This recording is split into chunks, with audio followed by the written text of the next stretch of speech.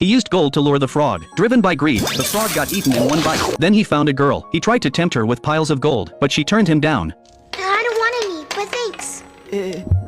Because all she wanted was to find her missing parents. Chihiro's family was originally driving to their new home, but they accidentally entered an old tunnel. After passing through, they saw a strange town. Oddly enough, there was no one on the streets, yet the roadside was filled with delicious food. Ignoring Chihiro's warnings, her parents sat down and started eating. Unable to stop them, Chihiro wandered off alone. Suddenly, a boy in white appeared beside her. He warned her to leave before nightfall. As darkness approached, the boy hurriedly pushed her to run. He even cast a spell behind her. At that moment, all the street lights lit up. Chihiro didn't have time to think. She ran back toward her parents, but when she saw them again, they had turned into pigs.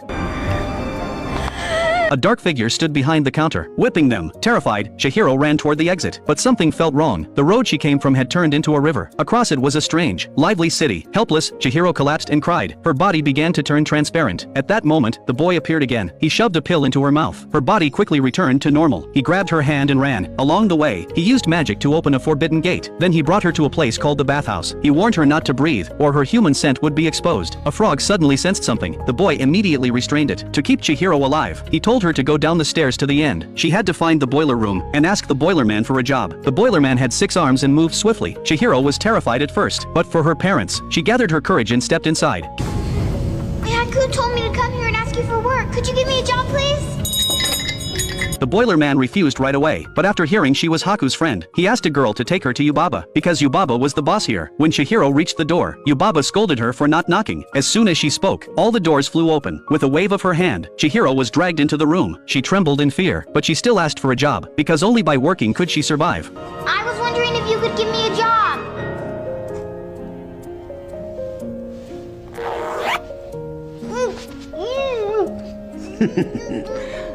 I don't want to hear such a stupid request. Suddenly, a baby's cry echoed. A giant foot kicked the door open. Seeing the baby awake, Yubaba panicked. She rushed inside immediately. Her fierce expression disappeared instantly. Taking the chance, Chihiro kept asking for a job. Annoyed by the baby, Yubaba finally agreed. She handed Chihiro a contract with magic. She told her to sign her name, but once she signed it, she would lose her memories. Luckily, when Chihiro wrote her name, she intentionally made a small mistake, so her memories weren't taken. Yubaba didn't notice at all. She took Chihiro's fake name. Then she called her apprentice, Haku. She told him to take Chihiro to work. Haku was the boy who helped her before. Even though he served Yubaba, he was kind at heart. He brought Chihiro to the bathhouse. Her job was to clean the bathtubs. That night, while pouring water, she saw No Face standing alone in the rain. Feeling sorry for him, she let him inside. For Chihiro, it was nothing, but for No Face, who had never known warmth, it meant everything. Since arriving here, Chihiro had been doing the dirtiest, hardest work. One day, a stink spirit came to the bathhouse. Yubaba assigned Chihiro to handle it. After changing the water 8 times, she finally cleaned the spirit. Then she noticed a stick stuck in its body. The moment she pulled